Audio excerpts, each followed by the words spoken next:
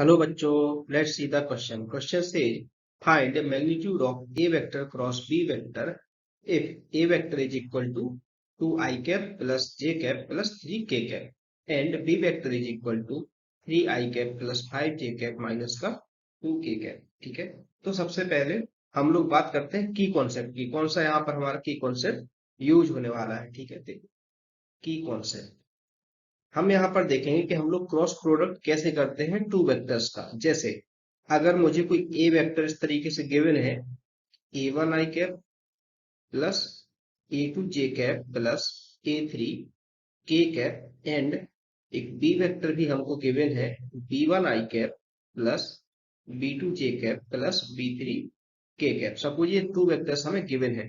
अगर हमें इनका क्रॉस प्रोडक्ट निकालना है तो हम लिखते हैं डिटर्मिनेंट ऑफ, यहाँ पर ऊपर लिखेंगे आई कैप जे कैप एंड के कैप और यहाँ a1 a2 a3, यहाँ पर b1 b2 एंड b3. इस तरीके से हम लोग क्रॉस प्रोडक्ट को निकालेंगे. ठीक है, अब आते हैं क्वेश्चन की तरफ. क्वेश्चन में देखो हमें गिवन क्या क्या है. गिवन है हमको A vector B vector given है और हमें A vector cross B vector निकालना है. लिखते हैं A vector is equal to 2i cap plus J cap plus 3k cap. ये तो ए वेक्टर हो गया हमारा. और B vector is equal to हमको गिवन है 3i cap plus 5j cap minus का 2k कैप. ठीक है, इनका ए क्रॉस बी करते हैं.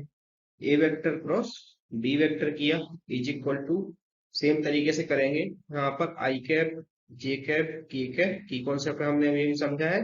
अब देखो a1 a2 a3 अगर हम इसको कंपेयर करें ए वेक्टर को कैपिटल ए वेक्टर से. ठीक है, तो a1 a2 a3 की जगह क्या क्या आ जाएगा. यहाँ पर 2 आएगा, यहाँ 1 आएगा, यहाँ पर 3 आएगा. कोफिशिएंट्स ऑफ आई जे के है ना. अब बी वेक्टर के क्या क्या कोफिशिएंट है आई जे के. एक तो 3 है, 5 है एंड माइनस का 2 है.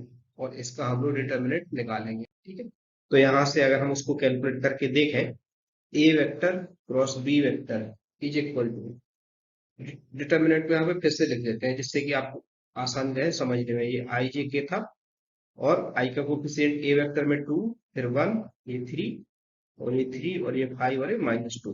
ठीक है, अब आई के अलोंग एक्सपेंड करें हम इसको जे के अलोंग और के अलोंग, तो यहाँ पर क्या हो जाएगा. एक हो जाएगा हमारा आई कैप मल्टीप्लाई बाई -2 और माइनस का 15, फिर माइनस का जे कैप मल्टीप्लाई बाई क्या होगा -2 इंटू 2 तो -4 हो जाएगा और 3 3 या 9 तो माइनस का 9 प्लस का के कैप मल्टीप्लाई बाई 10 माइनस का 3 हो जाएगा. ठीक है, इसको और अच्छे से लिखेंगे सिंप्लीफाई करके.